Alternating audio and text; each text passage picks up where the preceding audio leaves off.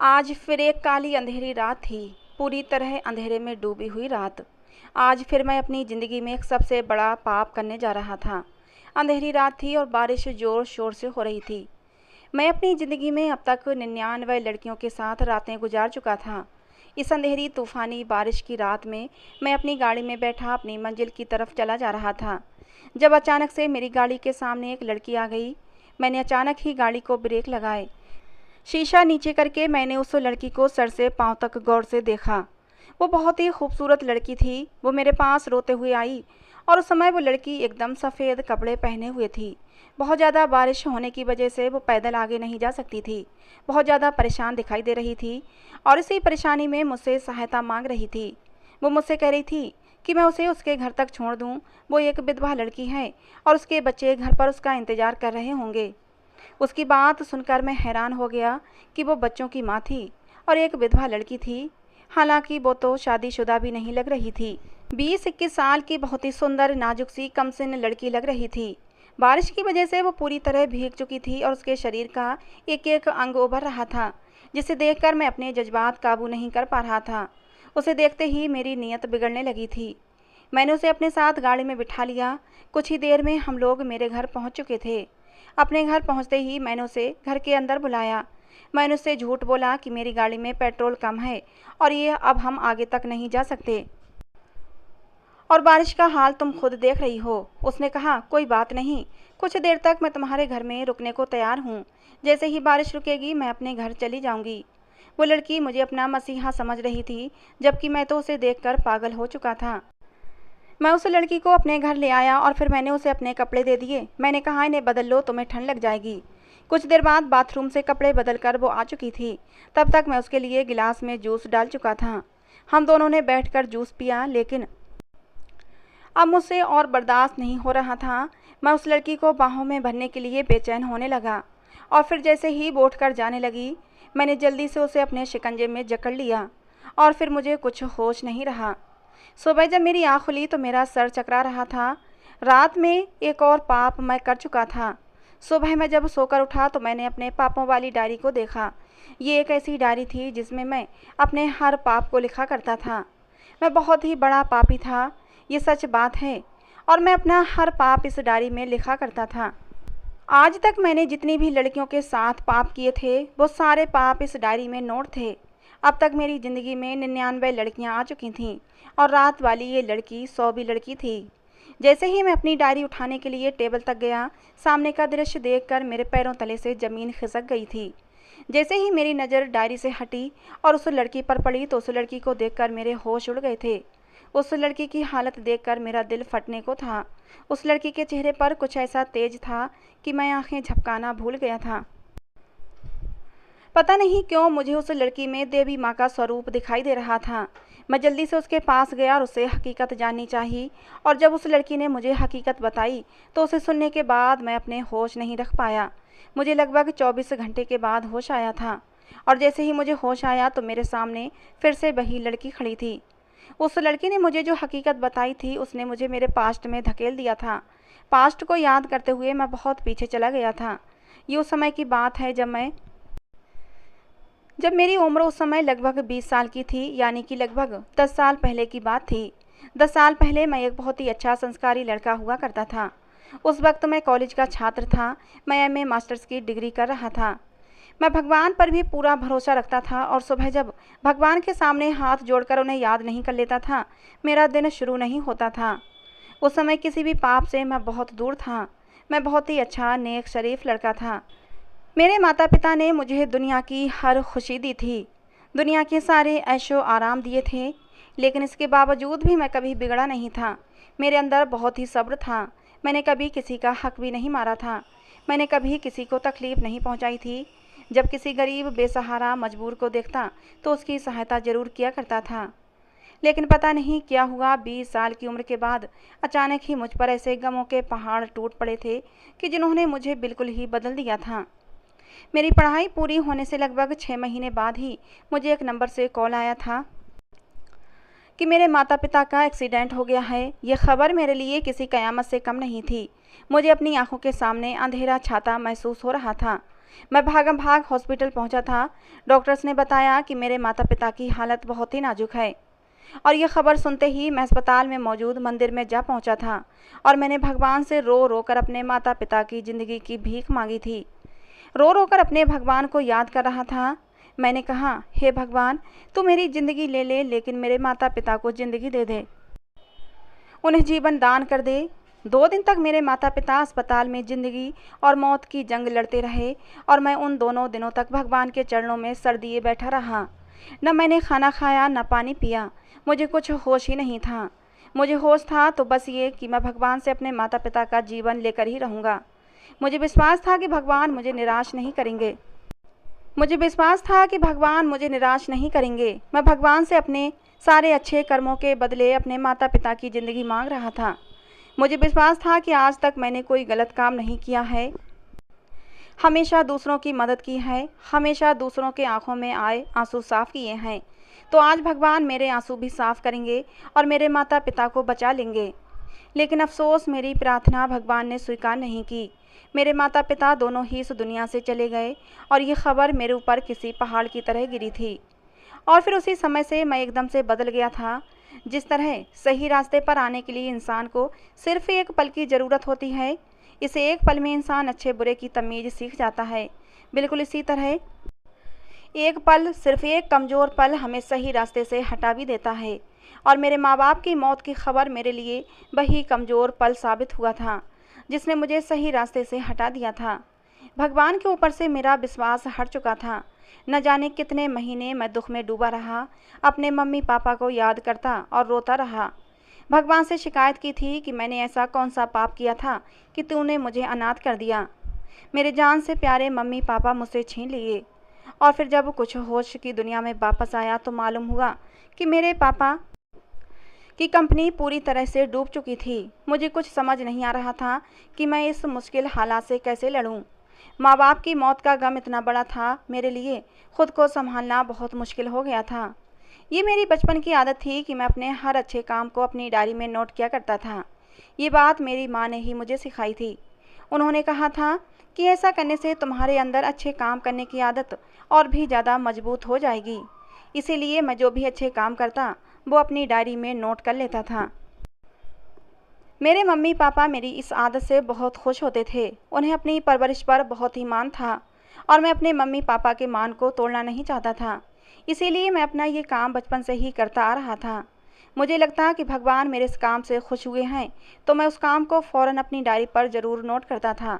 और फिर mummy papa की खातिर ही सही, मैं अपने आप को एक बार फिर से संभालने लगा था और फिर भगवान की तरफ खुद को मोड़ लिया था। एक बार को मैं अपने भगवान से नाराज़ हो गया था, लेकिन अपने माता पिता की खातिर मैंने भगवान की तरफ फिर से लौ लगाने की कोशिश की थी। मैं एक बार फिर से प्रार्थना करना चाहता था कि मेरे पिता का कारोबार सही तरीके से चल पड़े। जो कारोबार मेरे पापा ने इतनी मेहनत से खड़ा किया था, मैं उसे बिखरता नहीं देख सकता था। पैसे से तो मुझे कोई मतलब नहीं था, मैं तो बस पापा के इतनी मेहनत से खड़े किए गए बिजनेस को बचाना चाहता था। उन्होंने सारी ज़िंदगी मेहनत करके इस बिजनेस को खड़ा किया था और मैं उसे डूबता हुआ देख नहीं सकता था। मुझे वो समय भी याद है जब हमारे पास खाने के लिए भी पैसे नहीं हुआ करते थे। तब पापा ने कितनी मेहनत से इस बिजनेस को खड़ा किया था और धीरे धीरे पापा की मेहनत रंग लाई थी और बिजनेस खूब चल पड़ा था। मेरे पापा की एक यही निशानी थी मेरे पास। मेरे अच्छे कामों की डायरी लगभग भर चुकी थी, क्योंकि इस डायरी में मैंने न जाने कितने अच्छे काम नोट कर रखे थे। आज जब मैं घर आया तो मैं अपने अच्छे कामों वाली डायरी को उठाने लगा और एक एक पेज को पलटने लगा। जैसे जैसे मैं पेजों को पलटता जा रहा था, मेरी आंखों से आंसू बह रहे थे। मेरी इस डायरी में अब तक लगभग लाखों हजारों अच्छे काम थे जो मैंने नोट कर रखे थे।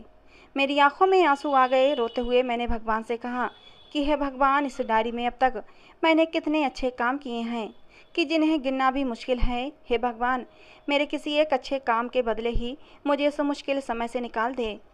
मैं हर दिन सुबह शाम ये प्रार्थना करता और उस डायरी को देख देख कर रोता। सुबह शाम भगवान से एक यही प्रार्थना करता और मेरा ये रूटीन बन गया था। भगवान, अच्छे काम के बदले मेरे पापा का बिजनेस डूबने से बचा ले। लेकिन अफसोस, मेरी कोई भी प्रार्थना स्वीकार नहीं हुई थी। और फिर वो लड़की जो मुझसे बहुत प्यार करती थी और जिससे मैं भी बेइंतहा मोहब्बत करता था, मेरे बिजनेस का डूबते सुनकर वो भी मुझे छोड़कर चली गई थी। वो मुझसे भी ज़्यादा अमीर इंसान के पास चली गई। उस दिन मैं बहुत रोया था।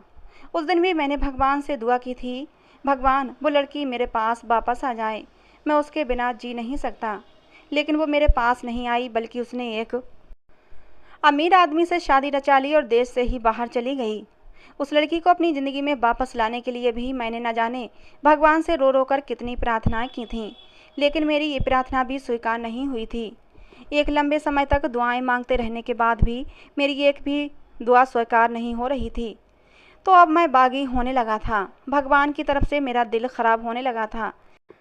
भगवान से प्रार्थना से धीरे धीरे मुझे अब नफ़रत होने लगी थी। धीरे धीरे मैं अपने भगवान से दूर होने लगा था। मैंने सोच लिया था कि अब मैं कभी भी प्रार्थना नहीं करूँगा। मैंने सोच लिया कि अब मेरे मन में जो आएगा मैं वही करूँगा। कोई भी अच्छा काम आज से नहीं करूँगा, क्योंकि अच्छा काम करने का कोई फ़ायदा ही नहीं है। मैंने सोच लिया कि अब मैं बुरे काम ही करूँगा। पापों का रास्ता चुन लिया था मैंने। सच कहा है किसी ने कि पाप का रास्ता बहुत ही सरल होता है। धीरे धीरे पाप की दुनिया में मैं घुसता चला जा रहा था। अब बुरे काम करना मुझे पसंद आने लगा था। और फिर मैंने एक डायरी खरीदी, जिससे कि मैं इसमें अपने तमाम पापों को लिख सकूं। मेरे एक दोस्त ने मुझे बताया कि अगर मैं बुरा काम करूंगा तो उसकी वजह से मैं तमाम मुश्किलों से निकल सकता हूं। मैं काफ़ी लंबे समय तक भगवान से प्रार्थना करता रहा था, लेकिन जब मुझे हर तरफ से मायूसी का सामना करना पड़ा तो मजबूर होकर मैंने पाप का रास्ता चुना था। सच कहा है कि पाप के रास्ते पर चलना बहुत ही आसान होता है, और इंसान अगर एक बार पाप के रास्ते पर चल पड़े तो फिर वो उस रास्ते से वापस नहीं आ सकता। वो रास्ते उसे बहुत ही आसान लगने लगते हैं। ये एक ऐसा दलदल है जिसमें इंसान जब फंस जाता है तो बस फिर उसमें फंसता ही चला जाता है, और फिर इस दलदल से निकलना बेहद मुश्किल होता है। और धीरे धीरे मैं भी इस दलदल में फंसता चला गया।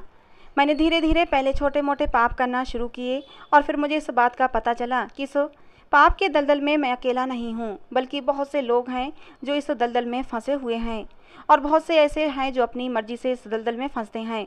और कुछ लोग तो इसी पाप के दलदल में फंसे फंसे अपनी पूरी ज़िंदगी बसर कर लेते हैं, एक के बाद दूसरा, दूसरे के बाद तीसरा, और तीसरे के बाद चौथा। फिर मैंने बुरे काम करना शुरू कर दिए थे। सबसे बड़ा पाप जो मैं करता था वो होता था खूबसूरत लड़की के साथ रातें रंगीन बनाना। किसी भी खूबसूरत लड़की को देखते ही मैं मदहोश हो जाता था, और फिर मैं वो सब कुछ कर जाता जो मुझे नहीं करना चाहिए था। अब तक मेरी ज़िंदगी में 99 लड़कियां आ चुकी थीं। मैं ये सारे पाप करने के बाद अपनी डायरी में नोट कर देता था। इस काम में इतना मज़ा था कि मैं अपने भगवान को भूल बैठा था। ये सच था कि मैं दिन ब दिन बहुत ज़्यादा तरक्की भी करता जा रहा था। धीरे धीरे मैं कामयाबी की बुलंदियों तक पहुंच गया था। इस बीच मैंने कई लड़कियां फंसा रखी थीं। मेरे तमाम पापों में सबसे बड़ा पाप और सबसे पसंदीदा था यही। मैं हर रात किसी न किसी लड़की के साथ अपना ये मन पसंदीदा काम जरूर करता था, और मुझे इस बात का जरा भी अफसोस नहीं होता था। सारी लड़कियां अपनी मर्जी से मेरे साथ संबंध बनाने के लिए तैयार हो जाती थीं। जब भी मुझे उनकी ज़रूरत होती तो मैं उनसे अपनी शारीरिक ज़रूरतें पूरी करता रहता था। लेकिन ऐसे में एक लड़की ऐसी थी जिसे फांसना मेरे लिए बहुत मुश्किल हो रहा था। उस लड़की से मेरी जान पहचान फ़ोन के जरिए हुई थी। मैंने आज तक उस लड़की को देखा नहीं था। पता नहीं क्यों मुझे उस लड़की में कुछ अपनापन सा लगता था, कुछ अपनापन महसूस होता था। मैं अपनी सारी बातें उसे बताने लगा था। पता नहीं क्यों उस लड़की में मुझे अपना आप नज़र आता था। ऐसा लगता था कि जैसे वो भी पाप के इस दलदल में फंसी हुई है, लेकिन शायद ये मेरा वहम था। लाख कोशिशों के बावजूद भी वो लड़की मेरी पहुंच से दूर थी। वो लड़की अब तक मुझे नहीं मिल सकी थी, लेकिन उस लड़की के अलावा मुझे बहुत सी लड़कियां मिल चुकी थीं जो मेरे साथ ये काम बहुत ही खुशी से करती थीं। जैसे ही मैं उन्हें इस काम को करने की ऑफ़र करता वो फ़ौरन राजी हो जाती, और इस तरह मैं इस गंदे दलदल में फंसता चला गया था। एक लंबे अरसे तक मैंने ये पाप किया था।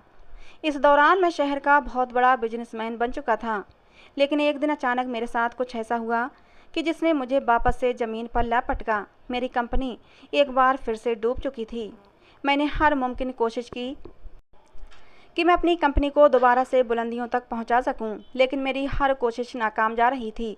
मैं अपने बुरे कामों में इस कदर घिरा बैठा था कि अब वापसी का रास्ता शायद ही मुमकिन था। मेरे दोस्त ने मुझे हौसला दिया और समझाया कि बहुत जल्द तुम अपना बिजनेस दोबारा उसी बुलंदियों पर पहुंचा सकोगे। लेकिन लाखों कोशिशों के बावजूद भी मैं अपने बिजनेस को बचाने में नाकाम रहा था। इस रात मैं बहुत ज़्यादा परेशान था और कुछ पल सुकून के बिताना चाहता था, और इसीलिए इस सुकून को हासिल करने के लिए एक लड़की को इस्तेमाल करना चाहा। उस रात मैंने एक खूबसूरत लड़की की बाहों में अपने आप को बहुत सुकून पहुंचाने की कोशिश की थी। पता नहीं मेरी पर्सनालिटी ऐसी थी या फिर मेरे पास पैसे की चमक दमक ने लड़कियां मेरे पास खींची चली आती थीं, और मैं भी इस बात का खूब फ़ायदा उठा रहा था। पर आज जब बरसात की गहरी अंधेरी रात में वो लड़की मुझसे टकराई थी और पूरी रात उसके साथ गुजारने के बाद सुबह जब मेरी आँख खुली थी तो सामने टेबल पर मेरी जली हुई डायरी पड़ी हुई थी, जिसे देखकर मैं दंग रह गया था। मेरी आंखें फटी की फटी रह गई थीं, क्योंकि जिस डायरी में मैं अपने पाप लिखा करता था वो डायरी पूरी तरह जल चुकी थी। लेकिन रात को जब मैं सोया था तो मुझे अच्छी तरह से याद है कि मेरी डायरी एकदम सही थी। और मैं जब उस लड़की से मैंने पूछा तो उसने बताया कि तुम्हारे पापों की डायरी मैंने जला दी है। मैं बहुत हैरान हुआ। मैंने कहा, तुमने ऐसा क्यों किया? वो लड़की कहने लगी कि मैं वही लड़की हूँ जिससे तुम फ़ोन पर बातें किया करते थे और अपने दिल का हाल बताया करते थे। मैं तुम्हें पाप के दलदल में अब और ज़्यादा गिरने नहीं दूंगी। मैं तुम्हें पाप के दलदल से बचा कर रहूँगी। मैंने उस लड़की को हैरान होकर देखा। उस लड़की से तो मैं मोहब्बत कर बैठा था, लेकिन मुझे बहुत अफसोस हुआ कि रात मैंने उसके साथ ही अपनी हवस मिटाई। मैंने दुख भरे लहजे में कहा कि तुमने ऐसा क्यों किया? तुमने मुझे रात को ही क्यों नहीं बताया? और फिर तुमने मेरी डायरी क्यों जला दी? वो लड़की बोली, क्योंकि मैं भी तुमसे प्यार करती हूँ और मैं तुम्हें एक सही राह पर लेकर आना चाहती हूँ। मैं जानती हूँ ये थोड़ा मुश्किल है, लेकिन तुम करके तो देखो, ये हो जाएगा, क्योंकि ये खुद मेरे ऊपर भी गुजर चुकी है। मैं भी अपने भगवान से नाराज़ हो गई थी, उससे रूठ बैठी थी, क्योंकि मेरा जान से प्यारा पति मुझे छोड़कर चला गया था। 1 हफ्ते तक अस्पताल में अपनी ज़िंदगी और मौत के बीच लड़ता रहा। मैंने भगवान से रो रो कर उसकी ज़िंदगी की दुआएं मांगी थीं। उस समय मेरे पति का बच्चा मेरे पेट में पल रहा था। मैंने अपने बच्चे का वास्ता भी दिया था, लेकिन भगवान को मेरे ऊपर दया नहीं आई थी। उसने मेरा पति मुझसे छीन लिया। मैं टूटकर बिखर गई थी। जीने की मुझे कोई चाह नहीं बची थी। जीने की कोई चाह नहीं बची थी। मैं अपने भगवान से इस कदर रूठ चुकी थी कि मैंने अब उससे कुछ भी मांगना छोड़ दिया था। यहाँ तक कि मैंने अपना धर्म ही बदल लिया था। मैं क्रिश्चियन बन गई और चर्च में जाने लगी थी, और जब मैंने वहाँ प्रार्थना की तो फिर अब मेरे दिल को सुकून मिलने लगा था। मेरे पति की मोहब्बत और तड़प जो मुझे जीने नहीं देती थी, अब धीरे धीरे कम होने लगी थी। और फिर मेरी ज़िंदगी में तुम आए और मैं तुमसे प्यार करने लगी थी। फिर मुझे धीरे धीरे एहसास हुआ कि मेरा भगवान कहीं मौजूद है और उसने मुझसे आंखें नहीं फेरी हैं। वो किसी न किसी रूप में मेरी मदद कर रहा था। तभी तो उसने मुझे तुम जैसा प्यार करने वाला साथी दिया था। उस दिन रात को मैं बहुत रोई थी और अपने भगवान से रो रो कर माफ़ी मांगी थी, और फिर से मैं अपने भगवान के पास लौट आई थी। मैं फिर से अपने धर्म में वापस आ गई थी। मेरे भगवान ने मुझे इस कदर खुशियाँ दीं कि अब मुझे संभाले नहीं समझ रही थीं। भगवान ने मुझे एक बहुत ही प्यारा सा बेटा दिया, और फिर मुझे तुमसे मिलने का सौभाग्य मिला। उस रात जब मैं अपने घर जा रही थी तो तुम मुझे टकरा गए।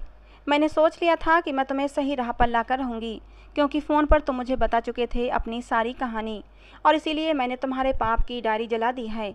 आज से तुम एक नई डायरी बनाओ और उसमें अपने अच्छे काम लिखो जो तुम्हारी माँ लिखवाया करती थीं। तुम्हें एहसास भी है कि तुम्हारे गलत कामों की वजह से तुम्हारे माता पिता कितना दुखी होते होंगे। तुम्हारी माँ कितना खुश होती थीं जब तुम अच्छे काम अपनी डायरी पर लिखा करते थे, और आज अब तुमने वही अच्छे कामों की डायरी बंद करके पापों की डायरी भरना शुरू कर दी है। इसीलिए मैंने तुम्हारी ये डायरी जला दी है। और यही वो पल था जब मेरे अंदर रोशनी चमकी थी। मुझे एहसास हो गया था कि सच में मेरे माँ बाप कितना दुखी होते होंगे जब मुझे इस हाल में देखते होंगे। मेरी आंखों से आंसू बहने लगे थे। बहुत ही लंबे अरसे के बाद मैं फिर से भगवान के सामने हाथ जोड़े खड़ा था और उससे अपने पापों की माफ़ी मांग रहा था। सोनिया ने मेरी ज़िंदगी बदल दी थी। उसने मुझे सच्चाई का रास्ता दिखा दिया था। मैं बहुत खुश था। सोनिया ने मुझे बताया था कि उस रात हमारे बीच कुछ नहीं हुआ था। उसने जूस में नींद की दवा मिला दी थी, जिसे पीते ही मैं सो गया था। मुझे सोनिया जैसी लड़की क्या मिली, मेरी ज़िंदगी ही बदल गई। अब वो हर कदम पर मेरे साथ खड़ी है, मुझे अच्छे बुरे की तमीज़ सिखाती है, मुझे कभी राह से भटकने नहीं देती। भगवान ने मुझसे मेरे माँ बाप तो ले लिए थे, लेकिन मुझे बहुत ही प्यारी पत्नी भी दे दी थी, जिसको पाकर मेरी ज़िंदगी में खुशियाँ भर गई थीं। सोनिया का छोटा सा बच्चा जो अभी सिर्फ 1.5 साल का था मुझे पापा कहने लगा था, और मैं भी उसे दिल से अपना बेटा स्वीकार कर चुका था। सोनिया और मैं बहुत ही अच्छी खुशहाल ज़िंदगी जी रहे हैं। तो दोस्तों, आज की हमारी ये कहानी आपको कैसी लगी कमेंट बॉक्स में ज़रूर बताना। एक प्यारा सा कमेंट ज़रूर करना। कहानी पसंद आई हो तो प्लीज़ लाइक करना। ऐसी और कहानियों के लिए हमारे चैनल को भी सब्सक्राइब करना। कहानी को अंत तक सुनने के लिए आप लोगों का बहुत बहुत धन्यवाद दोस्तों। मिलते हैं अगली किसी नई कहानी में।